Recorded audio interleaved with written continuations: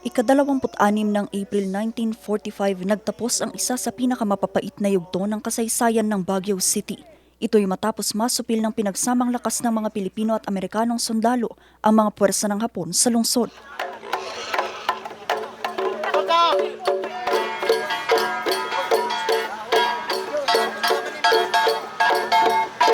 Kaya naman taon-taon itong ginugunita at dinadaluhan ng mga veterano. Noong 2020, 17 na lang na veterano ang nakadalo sa okasyon. Pero ngayong taon, tanging si Tatay Ernesto na lamang ang natitira. Ang kanyang mga kasamahan, ala-ala na lamang sa paglipas ng panahon. Masasabi ko, maswerte ako at saka ako ang pinakasaya sa mga kapwa ko veterano.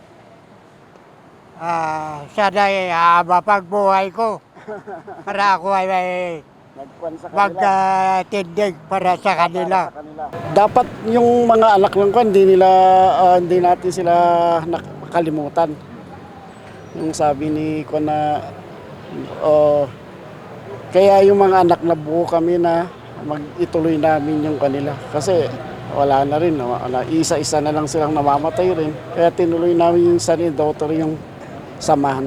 Bagamat iilan na lamang silang natitira, ang kanilang kwento ng kabayanihan at katapangan ay patuloy na naipapasa at nananatiling buhay. We honor our veterans by remembering and sharing their stories that they once lived through war and rebuilt their lives after it.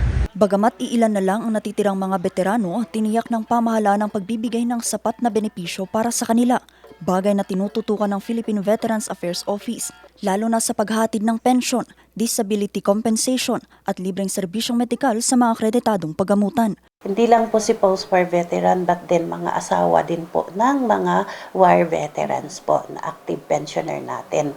So 5,000 kasi, 5,000 sa ngayon.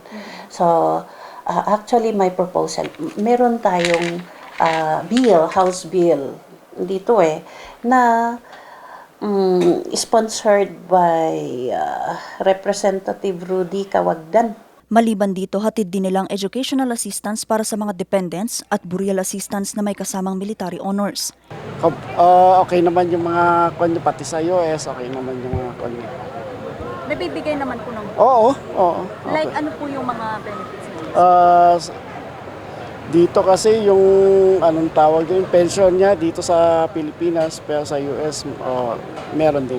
Pero pinag-uusapan ngayon sa Kamara ang pagtaas pa ng pensyon ng mga veterano. Ito'y sa pamamagitan ng House Bill No. 5182 na inihanda ni Cotabato 2nd District Representative Rudy Cawagdan at pasado na sa first reading. Layunin nitong itaas pa ang pensyon ng mga veterano, matiyak ang tuloy-tuloy na paghahatid ng mga benepisyo at madagdagan pa ang suporta para sa mga veterano at sa kanilang mga dependent. Tema ng ika-81 Liberation Day ngayong taon, giting ng bayani, pamana sa salinlahi.